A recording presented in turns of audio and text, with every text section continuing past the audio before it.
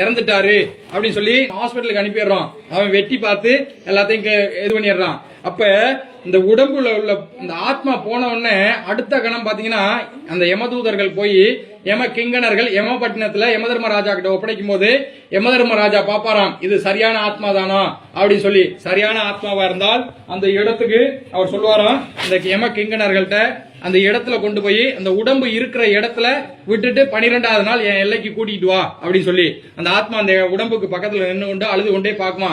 இந்த உடம்ப பார்த்து பார்த்து வளர்த்தனே, இந்த உடம்புக்குள்ள நான் உள்ளுக்க போக முடியலைன்னு சொல்லி வருத்தப்பட்டு அழுகுமா.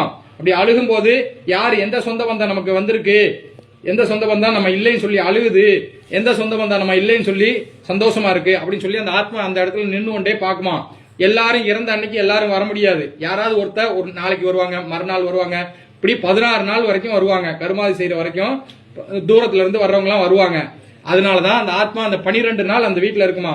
12வது நாள் அந்த எல்லையை நோக்கி நடக்க ஆரம்பிக்குமா. இப்படி நடக்கும்போது அந்த நமக்கெல்லாம் ஒரு வருடம்ங்கிறது அவங்களுக்கு ஒரு நாள் கணக்கு.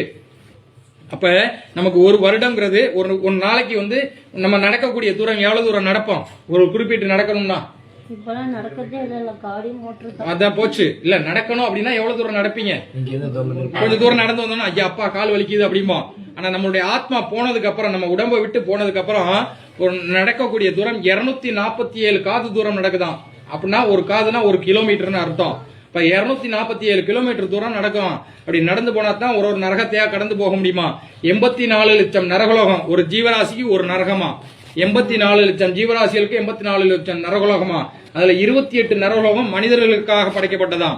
அந்த 28 நரகத்தை கடந்தா தான் அந்த ஆத்மா வந்து சொர்க்கத்துக்கு போகுதா நரகத்துக்கு போகுதான்னு சொல்லி அவர் நிர்ணயிப்பாரா யமதர்ம ராஜா. அப்பதான் யமபட்டினத்தை போய் சேர முடியுமா.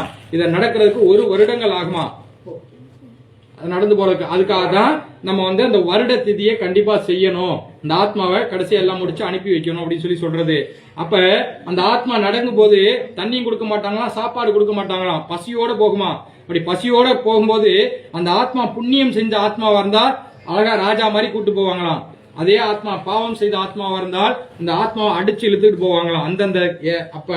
அந்தந்த நரகத்துல அந்தந்த தண்டனையை கொடுத்து அனுப்பி போவாங்களாம். இன்னைக்கெல்லாம் நமக்கு வந்து படமா எடுத்துட்டு அதெல்லாம் நம்ம பார்க்கும்போது தெரியுது இந்த நரகத்துல என்ன தண்டனை, இந்த இதுன்னு இந்த அந்நியன் படம் இதெல்லாம் பார்த்துருந்தீங்கன்னா தெரியும். அந்த மாதிரி அதெல்லாம் வந்து அப்படி இல்லைன்னா நீங்க கருட புராணம் சொல்லக்கூடிய புராணத்தை படிச்சீங்கன்னாலும் உங்களுக்கு தெரியும். அப்ப அந்த ஆத்மா பசியோட போகும்போது அந்த ஆத்மாக்கு சாப்பாடு கொடுக்கறது எங்க அப்படின்னு பாத்தீங்கன்னா நம்ம தான் கொடுக்கணுமா. மாதத்தில் ஒரு தடவை அவங்களுடைய திதி வரும், தசமி திதி. இப்ப ஐயாவோட எடுத்துக்கிட்டீங்கன்னா, உங்க அப்பாவோட எடுத்துக்கிட்டீங்கன்னா இந்த தசமி திதி வரும். அந்த மாதம் அந்த தேய்பிர தசமின்னு சொல்லக்கூடியது. அந்த தேய்பிர தசமி அன்னைக்கு 2 திதி வரும். வளர்பிரையிலையும் தசமி வரும், தேய்பிரையிலையும் வரும். தேய்பிரையில இறந்தவங்களுக்கு தேய்பிரையில தான் செய்யணும். அப்ப அந்த ஆத்மா அந்த வீட்டை நோக்கி வருமா. அவுத்து விட்டுருவாங்களா, இன்னைக்கு உனக்கு ரிலீஸ் பண்றேன், உன் வீட்டுல போய் சாப்பாடு கொடுப்பாங்க, சாப்பிட்டு வாங்க. இப்ப ஜெயில எல்லாம் இருந்தாங்கன்னா பரவாயில்ல விடுறாங்கல்ல, அந்த மாதிரி அதை அவுத்து விட்டுருவாங்களா. அந்த ஆத்மா அந்த வீட்டை நோக்கி உடியாருமா. அடுத்த கணம் அந்த வீட்டுக்கு வருமா, பசியோட வருமா. வரும்போது நம்ம ஒரு நேரம் சாப்பிடலாம் கூட நமக்கு ரொம்ப பசியா இருக்குது. அந்த ஆத்மா ஒரு திதி வரைக்கும் சாப்பிடாம இருக்குமா.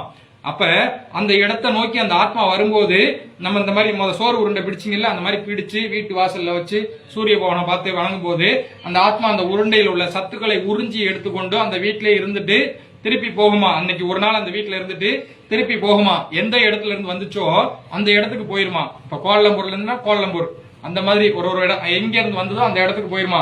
போன உடனே அங்க உள்ள யம கிங்கணர்கள் கேட்பாங்க, அன்னைக்கு நீ வீட்டுக்கு போனியே உன் பிள்ளைங்க என்ன கொடுத்தாங்க, உன் சொந்த பந்தம் உனக்கு என்ன கொடுத்துச்சு அப்படின்னு. அந்த ஆத்மா சொல்லுமா, நான் வீட்டுக்கு போனேன், எல்லாமே கொடுத்தாங்க, அடுத்த திதி வரைக்கும் எனக்கு போதும், அடுத்த மாசிகத்து வரைக்கும் எனக்கு போதும் அப்படின்னு சொல்லி அந்த ஆத்மா சொல்லுமா. சொன்ன உடனே பாவத்தில் ஒரு பங்கை குறைச்சு புண்ணியம் சொல்லி ஏற்றி வச்சிருவாராம் அந்த யமதர்ம ராஜா. அதே இடத்துல அந்த ஆத்மா நம்ம வீட்டை நோக்கி வரும்போது எதுவுமே கொடுக்காம போட்டுக்கிட்டு வீட்டை சாத்தி போட்டு எல்லாம் பண்ணிட்டோம் அப்படின்னாக்க அந்த ஆத்மா அந்த வீட்டுல இருந்து கொண்டே இருந்துட்டு திருப்பி போகும்போது அதெல்லாம் மாதம் செய்யணுமா. மாதம் விட்டாலும் இந்த வருஷ திதியில செய்ய சொல்றாங்க. அப்ப திருப்பி போகும்போது அந்த ஆத்மா அழுது கொண்டே போகுமா, கூக்குரல் இட்டு ஓலமிட்டு கொண்டே போகுமா. நாய் ஊழ எடுதுன்னு சொல்லுவோம்ல, அந்த மாதிரி அந்த அழுக்குரலாகப்பட்டது ஓலமாக மாறுமா, சத்தமாக மாறுமா. அழுது கொண்டே போகும்போது சொல்லிக்கிட்டே போகுமா அந்த ஆத்மா. போகும்போது நான் உயிரோடு இருக்கும்போது சொத்து சேர்த்து வச்சேன், சொந்தம் சேர்த்து வச்சேன், எல்லாம் சேர்த்து வச்சேன், ஆனா எனக்கு இப்ப இறந்ததுக்கு அப்புறம் ஒரு பிடி சாதம் கொடுக்க ஆள் இல்லையே அப்படின்னு சொல்லி அழுது கொண்டே போகுமா அந்த ஆத்மா பசியோட. அங்க போய் அந்த யம கிங்கணர்கள்ட்ட சொல்லுமா, அன்னைக்கு வீட்டுக்கு போனேன், எனக்கு எதுவுமே கொடுக்கல, எனக்கு ரொம்ப பசியா இருக்கு அப்படின்னா அடுத்த திதிக்காவது கொடுப்பாங்களான்னு நான் எதிர்பார்க்கிறேன் அப்படின்னு சொல்லிட்டு போகுமா. அப்ப அந்த யம கிங்கணர்கள் போய் யமதர்மராஜா கிட்ட சொல்லும் போது அங்கே சித்திரகுப்தன் என்னன்னு வரான், நம்மளுடைய பாவ கணக்குல 1 மடங்கு ஏத்தி வச்சிருவாராம். இன்றைக்கு நம்ம சொல்லுவோம், நான் உயிரோட இருக்கும்போது பாவமாவது புண்ணியமாவது, நான் செத்து போனதுக்கு அப்புறம் என்ன தெரிய போகுது அப்படின்போம். ஆனா தாத்தா சொத்து யாருக்கு சொந்தம் சொல்லுவோம்? பேரனுக்கு சொந்தம் சொல்லுவோம். தாத்தா செய்த புண்ணியமும் பேரனுக்கு தான் சொந்தமா. காலையில இறந்தாச்சு அப்படின்னாக்கா சாயந்தரம் கொண்டு போய் சாம்பலாக்கிட்டு வந்துடுறோம். ஏன் அப்படி 3 நாள் வச்சிருந்தாங்க அப்படின்னு பாத்தீங்கன்னா, நம்ம முன்னோர்கள் கதையெல்லாம் கேட்டு சொல்லுவாங்க, கேட்டு கேள்விப்பட்டுக்கலாம். அதெல்லாம் நமக்கு ஒரு கதையா, கற்பனை கதையாத்தான் தோணி இருக்கும். என்ன தோணும்? செத்து பொழைச்சவனு இருக்கான், சுடுகாடு போய் கூட பொழைச்சு வந்தவனு இருக்கான் அப்படின்னு சொல்லி நம்ம முன்னோர்கள் சொல்லியிருப்பாங்க. அதெல்லாம் உண்மையா நடந்த கதை. இன்னைக்கு நம்ம படத்துல பாக்குறோம், படத்துல கற்பனையோட பார்க்கும்போது நமக்கு சிரிப்பா வருது.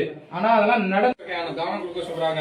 வருஷம் இந்த 5 வகையான தானம் என்னென்ன அப்படின்னு பாத்தீங்கன்னா, கோதானம் சொல்லக்கூடிய பசுமாடு தானம் பண்ணணும், பூதானம் சொல்லக்கூடிய நிலம் தானம் பண்ணணும், சொர்ணதானம் சொல்லக்கூடிய தங்கம் இல்ல வெள்ளி ஏதாவது தானம் பண்ணணும், அன்னதானம் வஸ்திரதானம் சொல்லக்கூடிய உடுப்பு தானம் பண்ணணும், அன்னதானம் சொல்லக்கூடிய காய்கறிகள் இந்த சமைச்சு சாப்பிடக்கூடிய பொருட்கள் தானம் பண்ணணும். கோதானம்னா பசுமாடு. நீங்க இந்தியாவுக்கு எப்போது போக முடிஞ்சால் அப்ப போற காலகட்டத்துல உங்களுடைய யாராவது ஒருத்தர் செய்யும் போது அந்த பலன் அந்த சந்ததிக்கே வந்து கிடைக்குமா. எதாவது ஒரு கிராமத்துல போய் அந்த இடத்துல மாடு வாங்கி, மாடு கண்ணுக்குட்டியும் வாங்கி கொடுக்கணுமா. அந்த கோதானம் சொல்லக்கூடிய வாங்கி கொடுத்து ஏழை ஒருத்தர்கிட்ட கொடுத்து அவங்க அதை வச்சு பால் கறந்து அந்த பாலை வித்து அதுல இருந்து வரக்கூடிய காசு சாப்பிடுற மாதிரி இருக்கணும். நீங்க மாட்டை வாங்கி கொடுத்துட்டு அங்கிட்டு வித்து விட்டு போற மாதிரி இருக்கக்கூடாது. அந்த மாதிரி உள்ளவங்களுக்கு தானம் பண்ணணுமா. நீங்க நான் போய் ராமேஸ்வரத்துல போய் பசுமாடு தானம் பண்ணணும் அப்படின்னாக்கா அதுல பலன் கிடையாது. ஏன்னு கேட்டீங்கன்னா, ராமேஸ்வரத்துல ஒரு நாளைக்கு 100 பேர் அங்க வந்து இந்த பூஜை பண்ணிக்கிட்டு இருப்பாங்க. ஒரே ஒரு மாடு தான் இருக்கும். இங்க வந்தோன்னா உங்கள்ட்ட கொடுப்பாங்க, அங்கிட்டு போனோம்னா அங்கிட்டு கொடுப்பாங்க, இங்கிட்டு போன இப்படியே அந்த ஒரு மாடு தான் காலையில இருந்து சாயந்தரம் வரைக்கும் இருக்கும். அப்ப அதுல தானம் கொடுத்ததுல பிரயோஜனம் கிடைக்காது. அதனால இந்த ஊர்ல நம்ம பசுமாடு தானம் பண்ண முடியாது. அதுவாக பசுவாக நினைத்து அந்த அரிசியை தூக்கணுமா.